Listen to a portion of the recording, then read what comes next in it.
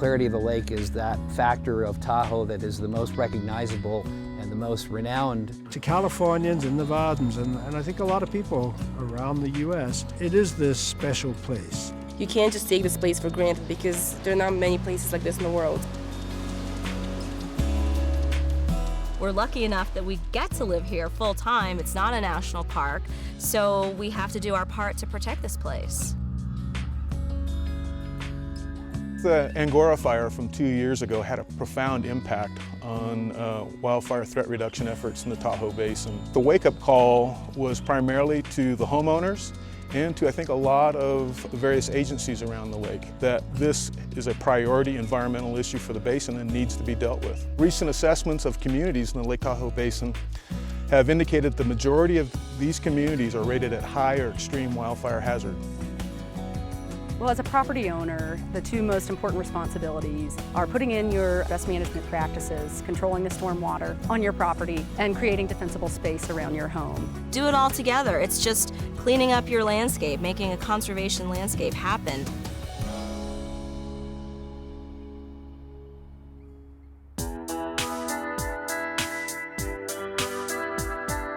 Over the years, the Lake Tahoe Basin has been built up, and the development included a lot of road infrastructure. So there's been a lot of surface pavement, a lot of disturbance in the watershed. That development over the years has collectively input pollutants into Lake Tahoe. Those pollutants are nitrogen, phosphorus, and fine sediment. And the fine sediment clouds the lake, and the nitrogen and phosphorus makes the algae grow. Majority of pollutants that enter Lake Tahoe come from the urban areas.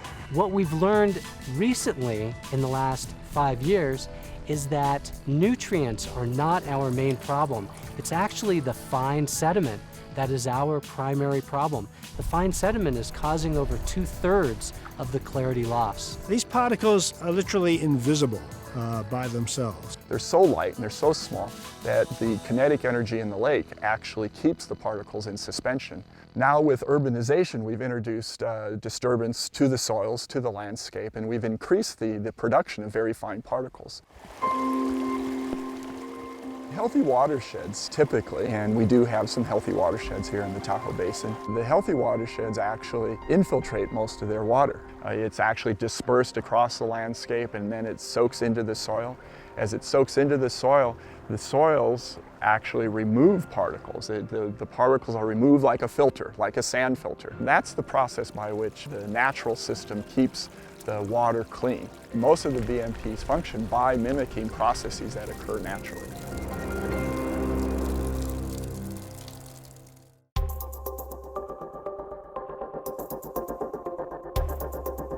A lot of our urban areas are built in flatland, and that flatland used to be the floodplains and the wetlands and the meadows of the streams.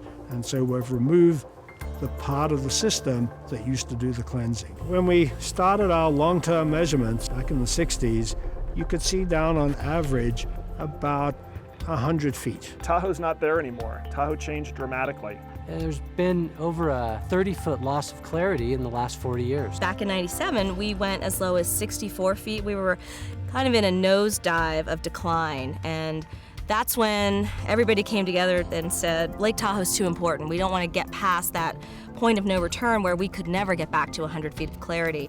And that's when our environmental improvement program really gelled, and people from the private sector, the environmental community, the government agencies all started working together with a cohesive plan of restoration.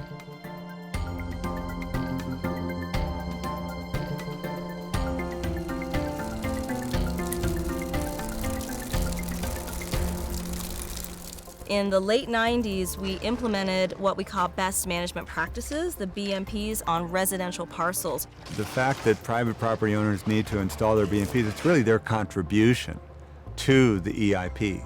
It's the private contribution that matches against the public contribution. 72% of the fine particles getting into Lake Tahoe are coming from the urbanized areas of the lake. BMPs actually need to be implemented by everybody up at the lake. They're being implemented by the towns and cities, by the counties, by the state of Nevada, state of California, and they have to be implemented by all the residents, all the property owners here. It's required that all property owners, whether it's a condominium complex, apartment house, or private single-family dwellings, they need to implement BMPs. Each property owner that implements BMPs is correcting the problems that we've created by developing that parcel. If a lot of property owners, hundreds and thousands of property owners do that, the little bit of sediment from each property becomes a whole lot of sediment that we're preventing from getting into the lake. And that's going to have a real impact.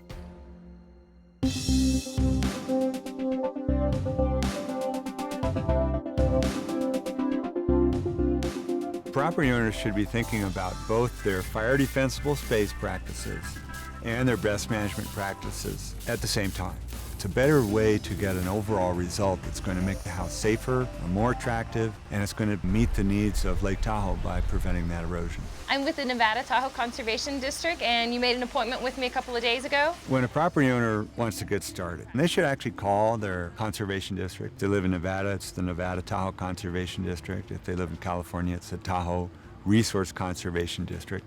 They can find out what needs to happen on that property to meet best management practices requirements.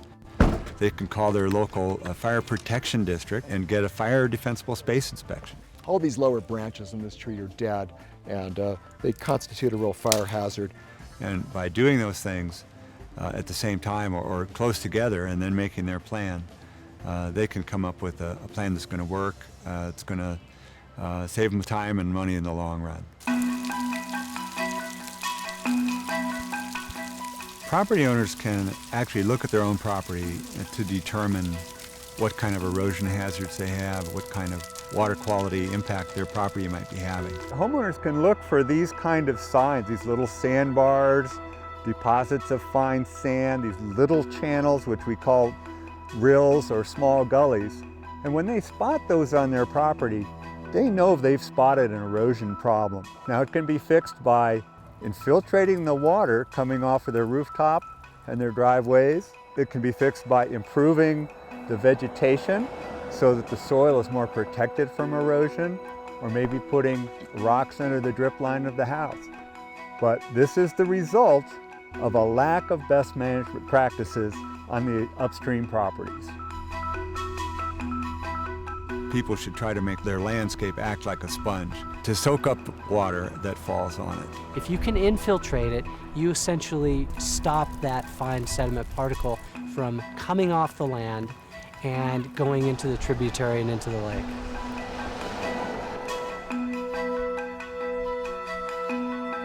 If a property has bare soil, we want to cover it up with mulch or plants. We had 21 trees taken out of our property, and there was a lot of slash out here from the limbs and whatever, and so the fire department chipped them. I had them blow them up here on the hill, and it doesn't erode any longer. So there was a byproduct from our fuel reduction work that really helped our BMPs. When slopes get over 50% in steepness, they need something more than plants and mulch. Here we have a block wall that was created without any mortar. We took a slope that was really steep and we created a relatively flat planting area. It's a terrace. It can rain as hard as it wants, and there's not going to be a bunch of erosion happening on this slope because it's stabilized by these structures.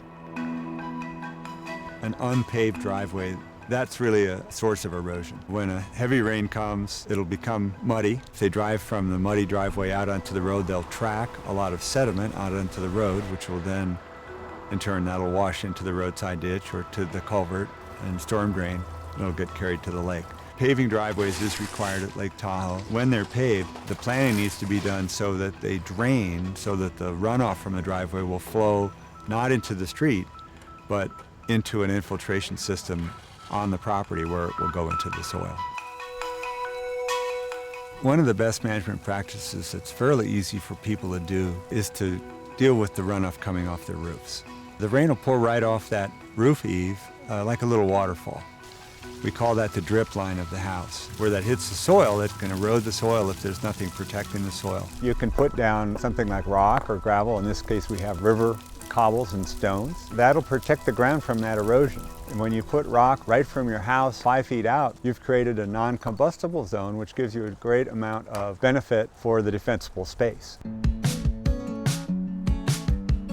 The definition of defensible space is that area between your house and an oncoming wildfire where the vegetation has been managed to reduce the fire threat. It provides a safe area for firefighters to defend your home, and in the event that there are not firefighters available, it helps the house survive on its own without assistance. And when you're creating defensible space, it's largely the use of these 3 techniques. Reduction, basically pruning up plants. Removal, taking out plants so there's less plants available to burn. And then replacement, taking out a hazardous plant and replacing it with a plant that's much safer from a fire standpoint. And so we'd refer to those as the 3 R's. This is a firefighter's nightmare. This is a continuum of highly flammable manzanita, and you can just see how incredibly dry it is. It's just brittly dry here. If a fire started here, I think there's very little that could be done to save these homes. The more densely packed vegetation is, the more rapidly fire can burn through it. The general rule of thumb we use for separation between shrubs is 2 times the height of the shrub. And so, for example, on this dogwood right here, if it was 2 foot tall, we'd want a separation of about 4 feet, more or less, between the branches between these 2 shrubs. A good replacement plant choice are herbaceous plants like daylilies. Because they're herbaceous, they're mostly water by weight. The more moisture a plant has in it, the harder it is to ignite, the slower it's going to burn, and the cooler it's going to burn. Landscapes that emphasize flowers, green grass, those types of things are your best choice. The lean, clean, and green zone is a phrase that we coined to express what the vegetation should look like within 30 feet of your home. We call it lean because there's low amounts of flammable vegetation. Clean because maintenance is a priority in this area, so we keep pine needles, pine cones, that stuff raked up and out of the way. And we call it green because we're emphasizing green herbaceous plants that are under irrigation. The non-combustible area is that area within 5 feet of the footprint of your home. This area is critical in terms of your house surviving a wildfire. It needs to be the most ignition-resistant part of your defensible space. A good example of the compatibility of best management practices with defensible space in the non-combustible area is the use of gravel infiltration system underneath the drip lines. Within this 5 feet area, we have a non-combustible material. And so in the event of a wildfire approaching this home and spewing embers that are going to hit the side of this house and start to accumulate down here at the base, there's no chance for ignition. Gravel doesn't ignite. If you do not have a defensible space around your house, then the fire department may not be able to defend your house if a catastrophic wildfire comes through Tahoe again. The ultimate thing that's at stake is human life. If we have a fire in here, it will never be the same in our lifetime. It will never be the same environment. Think of the property loss in here, just the value of the properties and just the emotional loss. BMPs are part of the way of life up here. It's an investment in the future of the property value because if the lake were to continue to lose clarity, all the property values here would fall. It does take a little bit of learning, a little bit of education. The resources available include everything from an individual site visit where professionals can talk to you about your BMPs to demonstration gardens where you can go and at your leisure walk through a garden that has best management practices in place. Those of us that live here are very privileged to be able to live in such a place. I really just think it's the least that we can do to go the extra mile in terms of stewardship of our own property. Those of us living at Tahoe, those of us who use the lake, the responsibility is on us. The only way we're going to really clean up the lake is if everybody is working together to install their best management practices. All anybody has to do is look out to Lake Tahoe to answer the question, is it worth it? It's absolutely worth it. I think we have not only an imperative to try, but to succeed. We're all in it together if we want to clean up Lake Tahoe.